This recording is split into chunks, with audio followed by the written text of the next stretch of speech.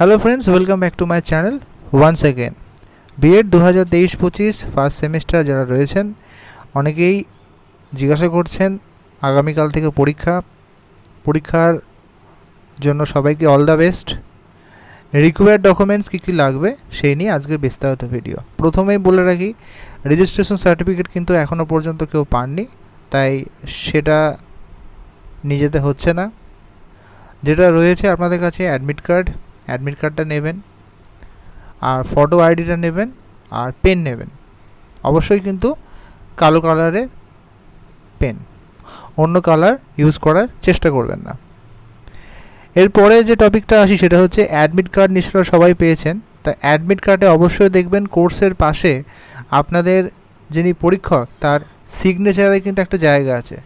তাই পরীক্ষা চলাকালীন বা পরীক্ষা শেষে অবশ্যই কিন্তু যিনি পরীক্ষক রয়েছেন তার থেকে সাইনটা করাতে ভুলবেন না, উইথ ডেট। যে ডেটে পরীক্ষা হচ্ছে সেই ডেটটা, এবং যে কোর্স হচ্ছে সেই কোর্সের পাশে যিনি থাকবেন তার সিগনেচার কিন্তু করতে অবশ্যই আপনারা ভুলবেন না। পরবর্তীকালে এটা আপনাদের পক্ষে অনেকটা হেল্পফুল হবে।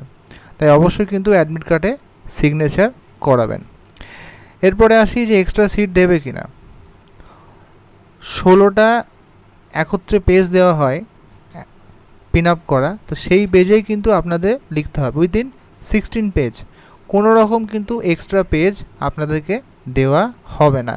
তাই চেষ্টা করবেন উত্তরগুলো টু দ্য পয়েন্টে লেখার, সঠিকভাবে লেখার, বিস্তারিত বেশি না লেখার, যেটুকু প্রয়োজন সামঞ্জস্য রেখে টু দ্য পয়েন্ট একদম ভালো মতো স্পষ্ট করে লিখবেন, তাহলে কম পেজের মধ্যে হয়ে যাবে। অত্যাধিক লিখতে গিয়ে সমস্যা হয় অন্যান্য গ্র্যাজুয়েশন বা পোস্ট গ্র্যাজুয়েশনের ক্ষেত্রে, তো সেরকম কিন্তু ব্যাপার নেই, এক্সট্রা পেজ কিন্তু আপনাদের দেওয়া হবে না।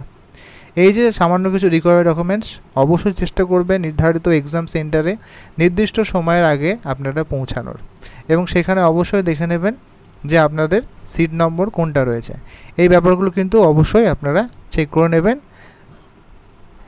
তাছাড়াও আপনাদের যে ওএমআর সিট ফিল আপ সেটা অবশ্যই দেখিয়েছি, সেটা যেন আপনারা ঠিকঠাকভাবে পূরণ করতে পারেন। যদি কোনো রকম ওএমআরে ভুল হয়, সাধারণত হয় না, তাহলে অবশ্যই পরীক্ষককে জানাবেন যে সেখানে কোনো রকমভাবে সাদা কালি দিয়ে ম্যানেজ করা যায় কিনা।